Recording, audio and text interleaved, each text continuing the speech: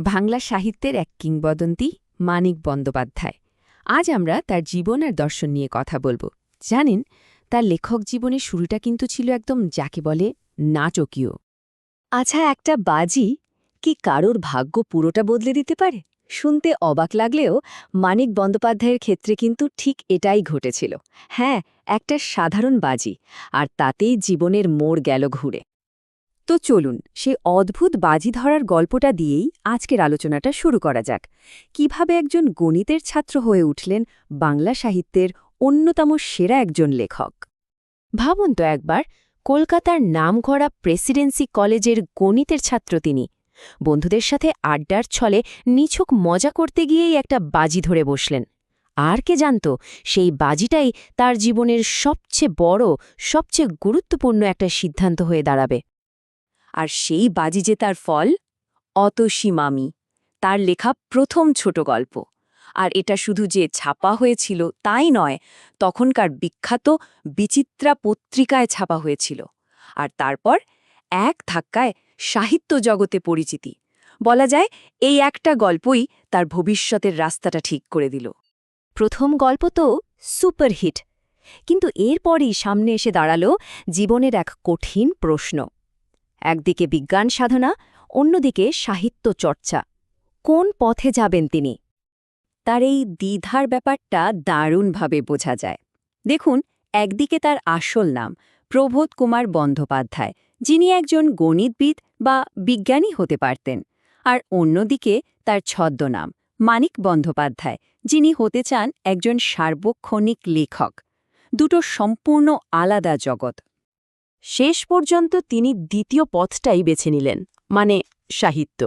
একজন বিজ্ঞানী হওয়ার যে উজ্জ্বল সম্ভাবনা ছিল, সেটাকে পুরোপুরি ছেড়ে দিয়ে কলমকেই নিজের একমাত্র সঙ্গী করে নিলেন। ভাবা যায়? এই একটা সিদ্ধান্ত তার জীবনের গতিপথটা আমূল বদলে দিয়েছিল।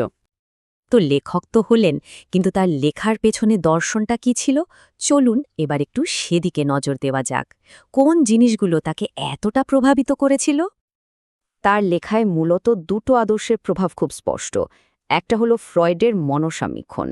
এটা তাকে শিখিয়েছিল কিভাবে মানুষের মনের ভেতরের জটিল গিঁটগুলো খুলতে হয়, বিশেষ করে শহুরি মধ্যবিত্ত জীবনের মনস্তাত্ত্বিক বিশ্লেষণ।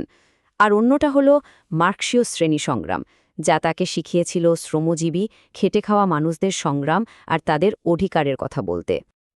আর এই বিশ্বাসটা কিন্তু শুধু তার লেখার মধ্যেই সীমাবদ্ধ ছিল না।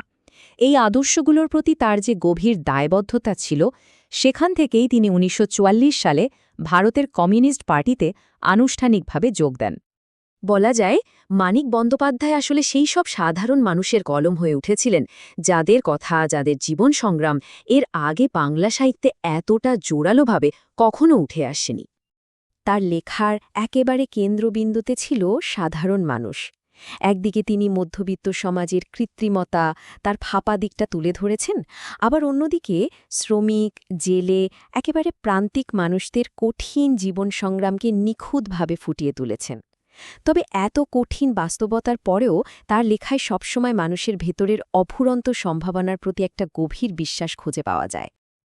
আর এই দর্শনকে সঙ্গী করে তিনি যে সাহিত্যভাণ্ডার আমাদের জন্য রেখে গেছেন, সত্যি বলতে তার বিশালতা রীতিমতো অবাক করার মতো। নিজের তুলনামূলকভাবে ছোট জীবনে তিনি লিখে গেছেন মোট ৩৯টি পূর্ণাঙ্গ উপন্যাস। ভাবা যায়? আর প্রতিটা উপন্যাসই তার গভীর পর্যবেক্ষণ আর জীবনবোধের এক একটা দলিল। কিন্তু এখানেই শেষ নয়।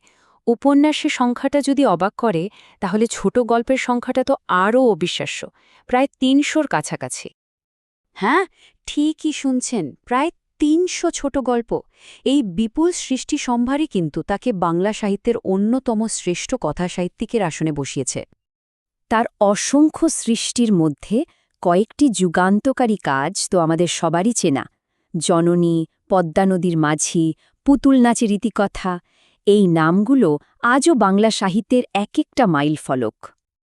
তার গোটা জীবন আর সাহিত্যকর্মকে যদি এক ঝলকে দেখি, ১৯০৮-এ জন্ম প্রবোধ কুমার বন্দ্যোপাধ্যায় নামে, ১৯৮৮-এ সেই ঐতিহাসিক বাজি আর অতসী মামির জন্ম, ১৯৩৬-এ প্রকাশিত হল পদ্মা নদীর মাঝের মতো কালজয়ী উপন্যাস। ১৯৪৪-এ কমিউনিস্ট পার্টিতে যোগদান আর সবশেষে মাত্র ৪৮ বছর বয়সে ১৯৫৬ সালে কলকাতায় তার জীবনাবসান। মানিক বন্দ্যোপাধ্যায়ের জীবনটা শেষে এসে আমাদের একটা বড় প্রশ্নের সামনে দাঁড় করিয়ে দেয়, তাই না? প্রতিভা কি তাহলে শুধু একটা সুযোগের অপেক্ষায় থাকে? তার ভেতরের লেখক সত্তাটা কি বন্ধুদের সাথে ওই বাজিটার জন্যই অপেক্ষা করছিল, নাকি আসল প্রতিভা ঠিকই নিজের রাস্তা খুঁজে নেয় কোনো না কোনোভাবে? ব্যাপারটা সত্যি ভাবনার।